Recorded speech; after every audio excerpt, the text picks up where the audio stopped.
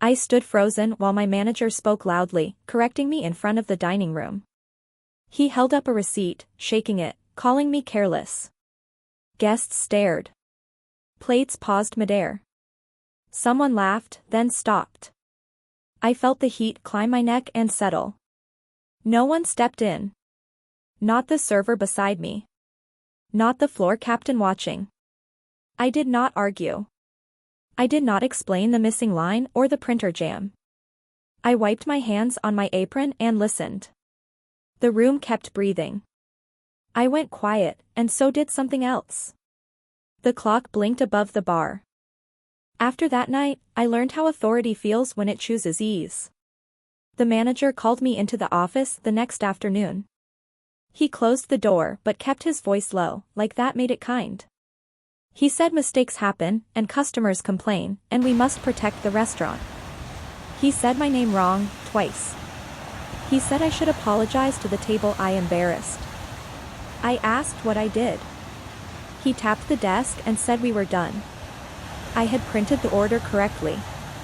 I knew it because I keep copies when the system stalls. I offered to show him. He shook his head and smiled, already tired. He said the owner was in a mood, and investors were visiting, and a scene costs money. He said the table tipped well. He said next time, be careful. The door opened. That was the meeting. On the floor captain avoided my eyes. The server who laughed earlier asked if I was okay. I said yes. The truth sat heavy, but I carried plates like always. When Adrian Keller came in that night, the room leaned toward him without knowing. People straighten when money enters. I watched the manager smooth his tie. Serving Adrian was ordinary at first. Water, wine, a nod. He spoke softly. When I reached for the glass, his sleeve slipped. The rose caught the light. Red lines, thorns, an infinity loop. My hand paused. I felt something pull tight behind my ribs. My mother's wrist has the same shape, faded and careful, inked long before sickness. I did not plan to speak. The words left me anyway. I said my mother has that tattoo. His glass slipped from his fingers. The sound cut through the room. Wine bled across white linen. Silence folded around us. He asked my mother's name. I said it. He stared, then looked away. The manager rushed over, apologies spilling. He blamed me, smiling at Adrian, scolding me with his eyes. He said I startled the guest. He said I would be retrained. Adrian did not look at me again. The table was reset. The night continued.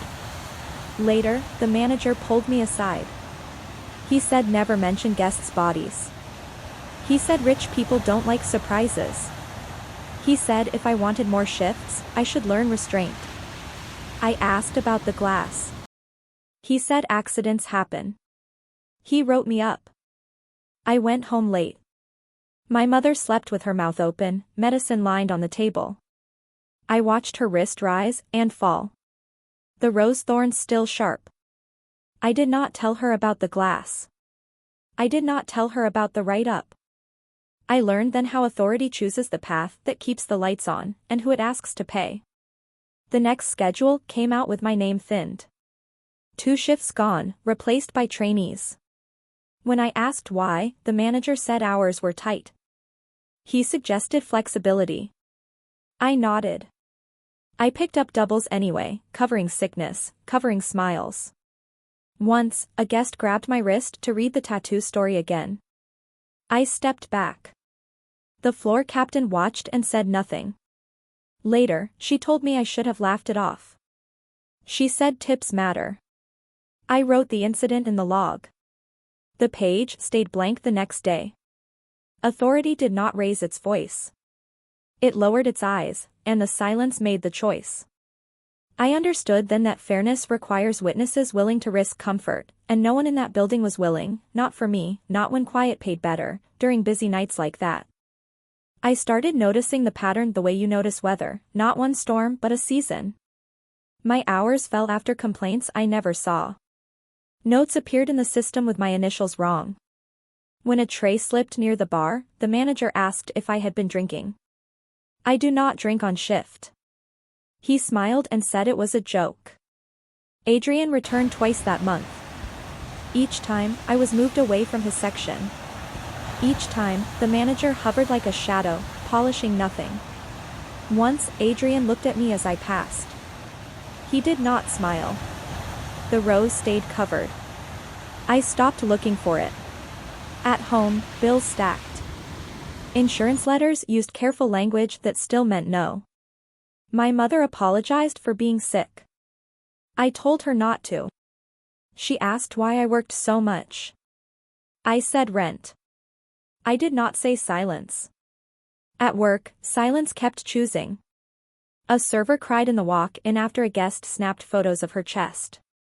The floor captain told her to breathe and finish her tables. I watched the door close. Later, the server was cut early for attitude.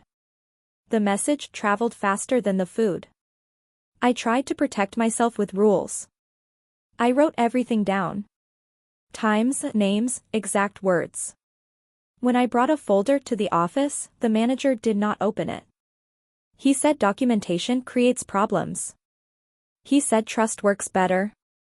He asked if I wanted to be a team player. I said yes. He nodded, relieved. A trainer with less experience was promoted over me. The reason was leadership. I trained her that morning. She asked how to handle difficult guests. I told her to listen and step back. She laughed and said she would call a manager. I smiled and kept showing her the screen. The night a guest shoved a tip into my apron and whispered, I froze. I removed his hand and stepped away. He complained that I was rude. The manager comped dessert and told me to loosen up. He said the guest felt judged. I felt small. Patterns teach you where you stand. I learned I was easy to move, easy to blame, easy to quiet. The restaurant did not hate me. It simply did not need me enough to protect me. Once you see that, everything lines up. The missing shifts. The jokes. The hovering. The covered rows.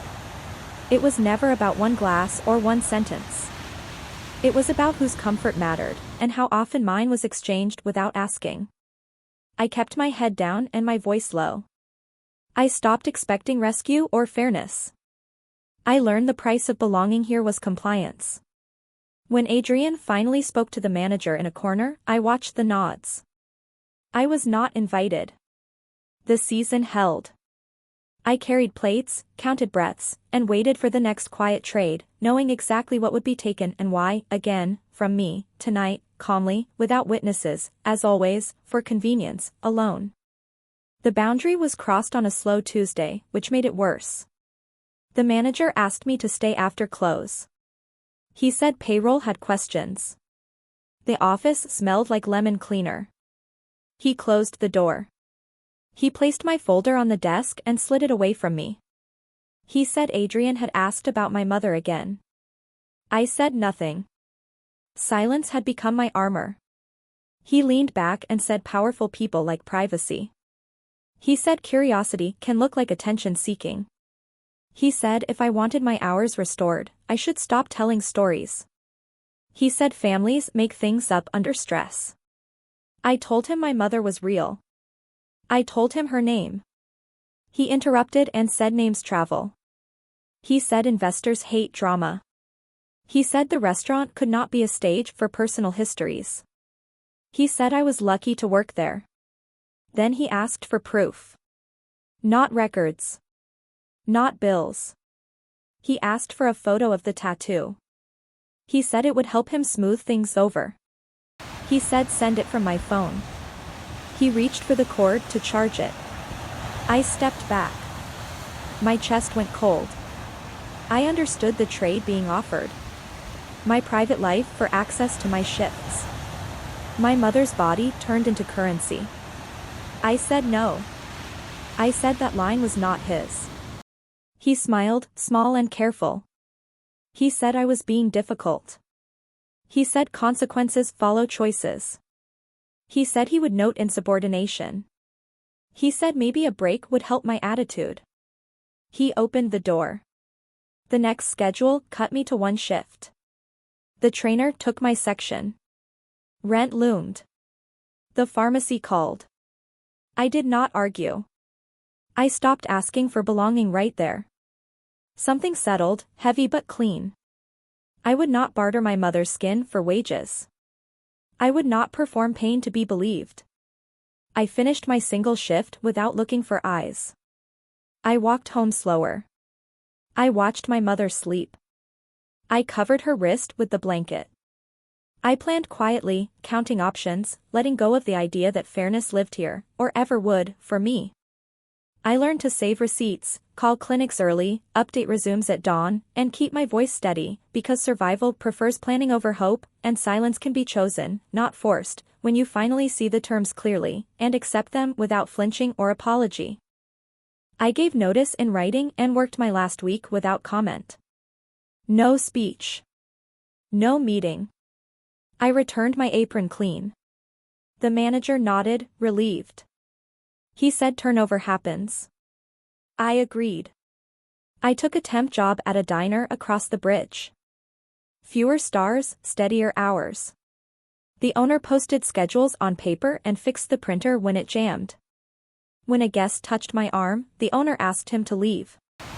No scene. Just a door opening. The restaurant I left kept moving until it didn't. A server filed a complaint after a video leaked.